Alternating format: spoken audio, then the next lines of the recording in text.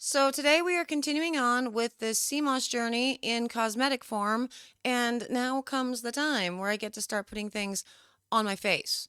And that's a moment because CMOS, I don't know if you got that memo, it smells really bad.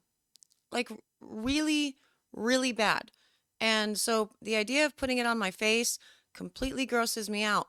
But we're going to do it because we're going to make some stuff. I'm having so much fun this month. Yeah, it's been great. I will tell you more about the cosmetic that we are making that I'm going to put on my face in just a minute. But before I do, hello, I am Mrs. Soap and Clay. Let's make stuff.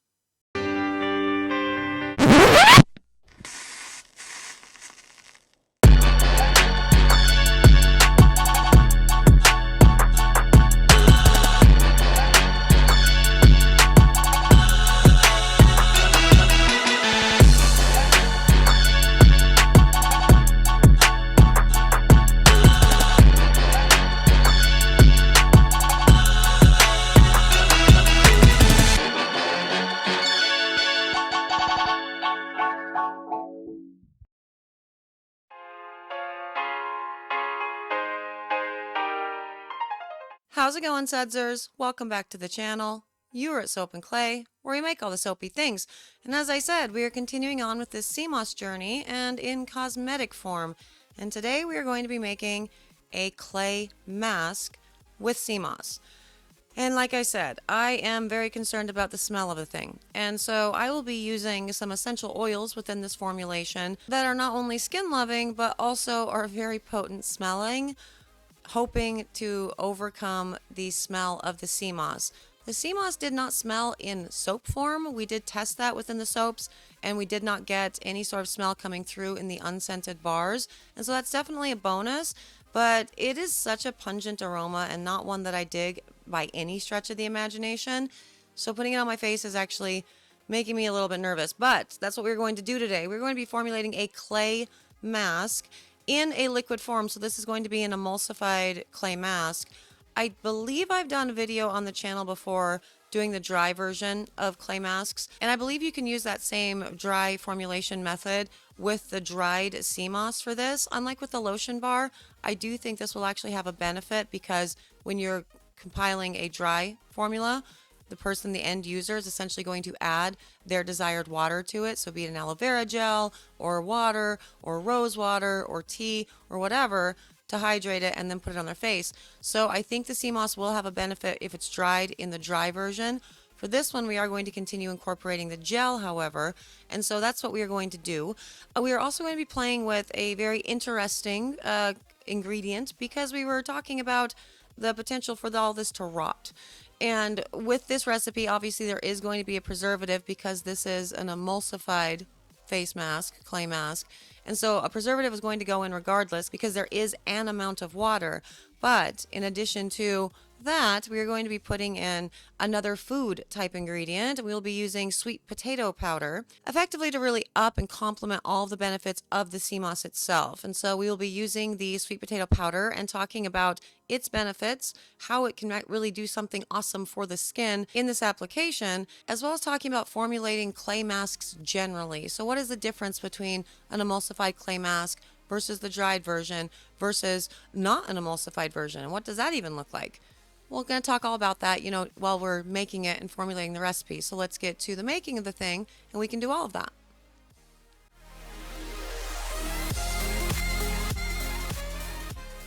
Okay, so today we are making an emulsified clay mask using a sea moss gel within the solution itself.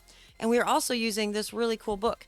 Now, this book is a rocket book, and I don't know if you're familiar with rocket books.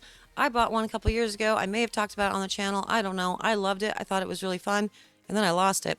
And I found it as I was going through drawers to do this stuff, and I thought, wow, this is a great idea. Because you see how I put both of the pound signs there on either side of the title, which says emulsifying clay mask. It should be an emulsified clay mask anyway. So I'm writing on this journal that it has an erasable page, so it doesn't smear if you just rub your finger on it, but it does come off with some water once you want it to come off. And after I write all this down, I take a picture of the page itself and it turns into a text form, so a PDF. So it converts all my terrible handwriting to an actual recipe that can be followed and you guys can read it and it's legible. And so I think that's really fun. And assuming that my handwriting is not completely atrocious, what that means is for all the times that I do this on the channel for the recipe stuff and I'm writing it out, I'm just going to take a little picture of it and then just upload it straight to Discord. So all the sudsers can have it over on Discord. I think that's pretty cool, right? Look at that. It's me working smarter, not harder. Yeah. So I still don't have to type out recipes, which I'm here for. Anyway, for this particular recipe, we are going to use 70% of a water and sea moss gel blend. I'm going to be blending that 50% of each. 10% of the base clay. I'm choosing kaolin because kaolin is nice and lightweight. I want it to be a very gentle, mask experience. And 5% of a special clay. For this, I'm picking sweet potato. Sweet potato is not a clay. Sweet potato also doesn't super act like a clay in a mask form, which like activated charcoal does, for example. And so if you didn't want to use sweet potato, you could use a different type of clay here, like an activated charcoal or a Dead Sea clay, because, one is a clay, the other is not, but it acts like a clay. And this oil that I'm using, 6% of the total batch weight of the oil. I am choosing hemp seed oil for this, but also because we are doing an emulsified clay wax, or clay mask, we need our waxes. And so I'm doing 4% of an e-wax, which is going to be a poly 60 and cetyl alcohol blend, as well as my co-emulsifier at 3%, which is going to be BTMS. BTMS and cetyl alcohol are both very, very conditioning and nourishing for the skin. So they're going to be great ones to include in all of this, because obviously everything that I put in, I want to have a benefit. For the actives that we are putting in this, we are doing 2 extracts, 0.5% of each of them, rose and coffee. The reason why I'm doing rose and coffee is because we have made rose and coffee extracts on the channel this year. And so I'm just leaning in. I'm doing all of the things. And then 0.5% of the preservative. I'm using Optifin in this instance because of the amount of water to oils and clays. And then I'm also using as well as the pH that's going to end up being, and 0.5% of an essential oil blend, which is the Letsia, Cubeba, and lavender. And I am using those because those are really great for the skin as far as calming. Letsia Cubeba is also really good for wound healing, for acne, for all the jazz. And more importantly, they both are very potent smells. And I am very much trying to make this not smell like like sea moss, because the sea moss smells terrible, and I hate that it smells so bad. And so this is my journey. Now, for why I decided to pick the rest of it, I wanted to lean into what the sea moss gel does topically for the skin. And we didn't do a serum in any of this because effectively what you can just use for a serum is the sea moss gel. Just put that on your face. If you like the smell of that, and that's fine, just go ahead and stick that on your face and then walk around with that smell all day. It's great. I love that journey for you. It's not my journey, but it's awesome. So that's your serum. I mean, you could formulate it better and actually do a proper serum, but I wasn't going to do that because you already put so much work into creating the gel, or I do anyway. It was crazy time. So we're not doing serums, but with the benefits that come from the sea moss gel, serum-esque, you're going to get very antioxidant rich, high in your omegas, going to be really good for wound healing. It's going to be very good for reparative and skin turnover. So I really wanted to lean into that. And so I have the hemp within all of that, which is also a very reparative oil, going to help out with acne as well as any sort of redness and irritation. The rose is going to help out with brightening. The coffee is going to help out with tightening. And then the sweet potato is actually very cool. Topically, sweet potato is just a peach. It's not a peach. It's a sweet potato.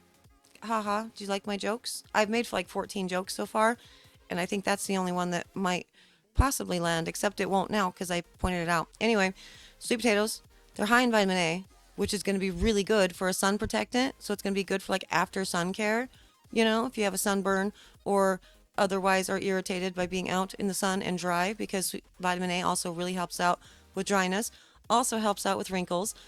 Sweet potatoes is really going to be good for collagen production. Now, these are all topical benefits, okay? You can get these benefits too if you eat it, but we're talking about topical benefits, what it actually does if you put it on your skin.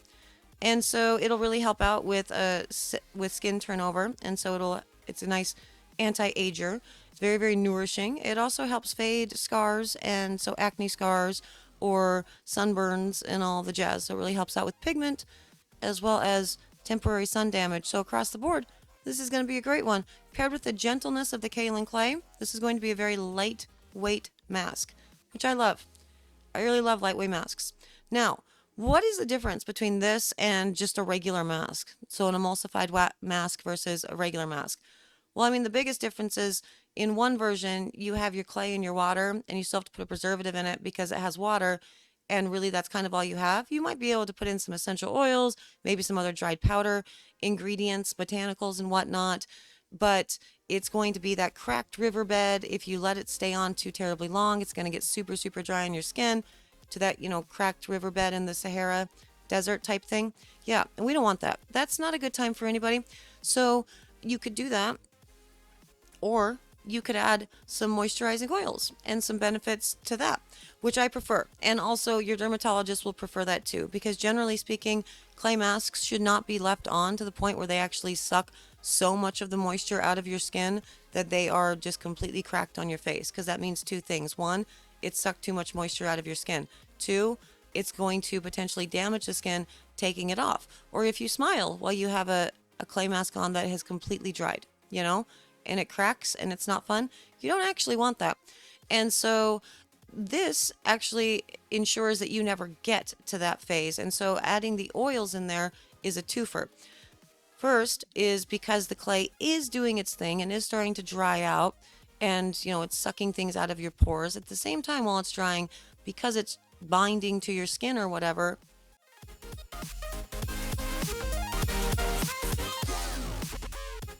the card interrupted me. Apologies. Anyway, because it's binding to your skin or whatever, it is going to be pushing in all of those actives. So all of the oils, it's going to be pushing them into the skin, and the oils are going to be really good carrier oils for your actives, for your essential oils, for your extracts and whatnot. And so it's really going to be pushing it deeper into the skin itself, which is awesome. But then too, obviously, because the oil is there, it won't ever get to that full cracked riverbed phase, which I love. I think we should not do that to our skin. The downside to this, to doing an emulsified mask though, is that you're going to need to put emulsifiers in it. Why? Because oil and water don't mix. I don't know if you heard, but it's a thing. So how are you going to do that? Well, you're basically going to follow the same process that you do for a lotion. So you put all of your oils and butters and waxes together and you heat those up to about 180 degrees. You put your liquid, so in this case, it is the water and the sea moss gel blend, into a container, and you heat that up to 180 degrees, and then you put those two together and you mix them for like 1 to 3 minutes. You know what I mean? Because you really want to start that emulsifying process mechanically. And the heat also helps with all of that. So that's helping the whole process. And so, yes, you could use your immersion stick, like the actual immersion head for all of this. I don't use that because I only use all of my immersion heads for soap making and all of my whisk attachment heads for cosmetics, so I never mix the two up. That's the reason I do it. Every time I do this, somebody's like, you could use the other. I know I could use the other. I don't want to. I do it this way to keep it's just good manufacturing practices, just across the board. I don't share tools. So after you have done that 1 to 3 minutes with your blendy blend, you're then going to put in your clay solution. Now, this particular solution, because it's such a lightweight clay to begin with, kaolin clay does not soak up a ton of water. It's not like a heavy hitter like a Dead Sea or a bentonite. And so as a result, including the sweet potato powder and all of this as well, you're going to end up with a lighter, a thinner mask. And so if you wanted a thicker mask, you could definitely, instead of using the sweet potato, which I don't know why you wouldn't use it, because it's fun. If you have some of that, you should try it. This is actually a very I'm in love. Look how pretty that is. You know what I mean? Anyway, if you didn't want to use that, you could use the Dead Sea clay in place of it. That could be your special clay to really end up with a thicker mask and a bit of a heavy hitter with all of it. Because remember, as much as the clay itself will soak up in the water phase, it's also going to, that means that it has a heavier hitting power on your skin as well. So it's going to be soaking more of the moisture from your skin out too, which is good and or bad. It depends on what you're doing it for. Anyway, This is going to be a very thin mask. We are going to let it sit up for a couple days before I even look at it again. So, hold please for you for another title card, but it's coming up. So I'm going to stop talking before it does, and then we're going to check out the end result.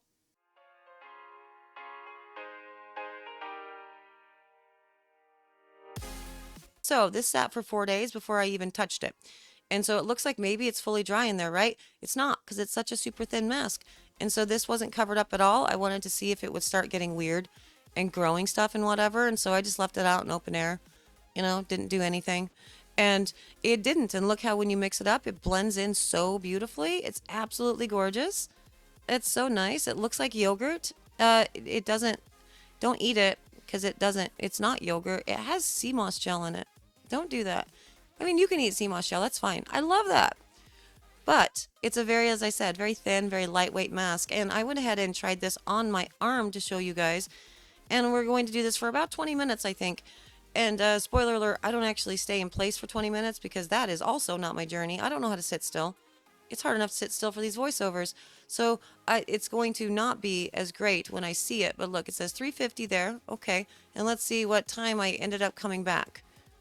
It looks like 4:10-ish, almost 4:10-ish. And that was the end result, basically what was left.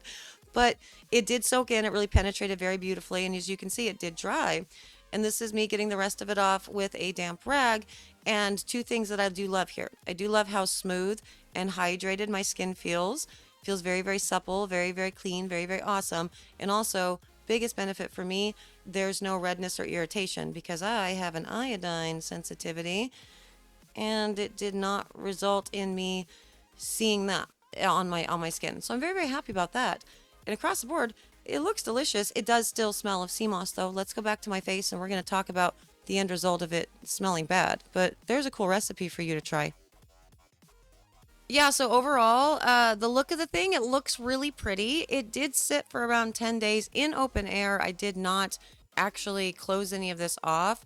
I wanted to see if it would start rotting or do anything, just like taking all of the stuff from the environment and seeing what would grow inside. I also did run it under the microscope. No nasties were growing, so that's definitely a good thing. As far as the actual overall texture and consistency, I love a good mask like this. I like a mask that's not going to get to complete dried riverbed cracking phase when I'm using a clay mask on my skin. However, if you do want it more dry, you can absolutely put in more clay. Because I effectively used the sweet potato powder as a portion of the clay in this, it was going to be a very lightweight mask. So if you want a heavier hitter that's going to have more suction power, more purging of the pores, more, drying power, definitely add more clay and or consider swapping out that kaolin for like a Dead Sea clay, which would obviously be a slam dunk for a sea moss gel inspired clay mask. You know what I mean? So definitely try that. That would be cool. For the formulation overall, yeah, it's a good formulation. And the beauty of this formulation is it's super simple to swap out your oils and your types of clay within this application, and you're going to be able to get consistent results across the board. And as far as the smell goes, the essential oils that I used did work. It didn't smell too terrible. Like it didn't smell while it was on my face, but for the rest of the day, I smelled it. And so that was not great. The overall application of it, as I said in the video, it got a little tingly. And normally I don't mind a tingle when it comes to face products. I do a lot with my skin as far as really manipulating the acid mantle and doing all of that just for tests, but also just for, regular chemical peels and all the jazz. And so I didn't mind the burn under normal circumstances. But because this was a sea moss, and I already knew that it was going to smell bad, and I also already knew that I have an iodine intolerance, I got a little bit concerned. But the burning went away, the tingling went away pretty quickly, and after I rinsed it off, my skin really was very plump. It felt very nice. So there's that. That's fine. If you're into sea moss, you could totally do something like this. I will never do it again. The smell has been such a turnoff for me across the board. But if you guys are fine with it and your customers are fine with it and everything, that's great. That's awesome. It's just not my journey. And we all have different ones, and that's fine. You know what I mean? So if you guys have made sea moss, clay masks, all the jazz, let me know. Talk to me about it in the comments. What do you think of this one? What do you think of including the sweet potato? I think it's fun. We kind of get a twofer with all of this, mostly because I'm tired of dealing with sea moss, and so I wanted to put something else in to motivate me to continue, because I have a couple more that I still have to get out, and I have not had a lot of fun with the sea moss journey, just generally. So, speaking of a couple more, the next one is going to be a face cream that we are doing again on my face. And also using the sweet potato, though. We're going to use that too, because that really was a lot of fun. And so stay tuned for that. Like, subscribe, notify, bell, comment, whatever. Whatever. If you want any of this, you cannot have it at soapandclay.com. I'm not selling any of this at all. You guys can, though. You can do that. I love that for you. But regardless, I have to go get myself mentally prepared to put another sea moss smelling product on my face. So I'm going to go do that. And I will see you guys all again tomorrow for that, which is another round of sea moss infused cosmetic, not at all soapy, and not very much fun for me. Fun. Bye.